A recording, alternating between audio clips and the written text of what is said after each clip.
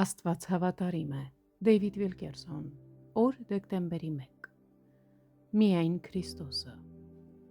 Ինչ է մեր Տերն ամենաշատը ցանկանում տեսնել նրանց մեջ, ովքեր պնդում են, որ նվիրված են իրեն։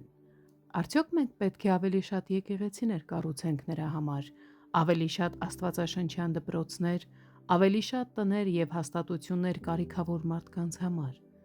Այս ամենը արժեքավոր է և անհրաժեշտ, բայց նա, ով չի բնակվում մարդկային ձեռքերով կառուցված կառույցներում,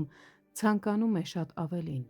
Սողոմոնը կարծում էր, որ կառուցել է Աստծո համար հավիտենական տաճար, բայց մի քանի տարվա ընթացքում այն քանդվեց, 400 տարի անց այն ամբողջովին ավիրվեց։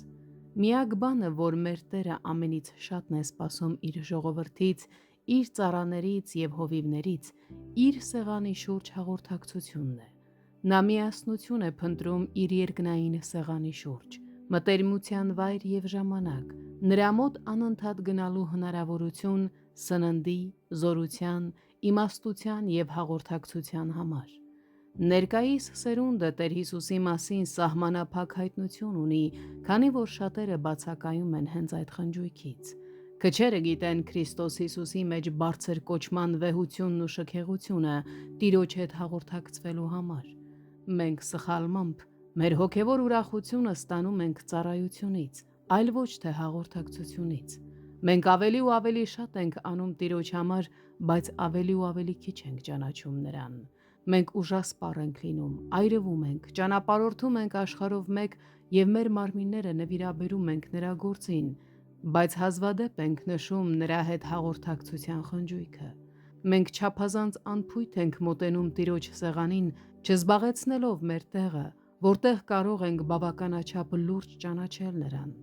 Պողոսը խոսում է Արաբիայի անապատում անցկացրած 3 տարիների մասին։ Սրանք 3 փառահեղ տարիներ էին, երբ նա նստած էր երկնքում Տիրոջ սեղանի շուրջ։ Այնտեղ էր, որ Քրիստոսը Պողոսին սովորեցրեց ամեն ինչ, և Աստծո իմաստությունը բացահայտվեց նրա մեջ։ Պողոսի հոգում ինչ-որ բան գոռում էր. եթե միայն կարողանայի ճանաչել Նրան։ Պողոսի համար դարձը բավարար չէր, պարզապես նրա ձայնը երկնքից լսելը բավարար չէր։ Նա մի պահ տեսել էր Տիրոջը և ավելին էր ուզում։ Սիրելիներ, թող որ նույնը ասվի նաև մեզ համար։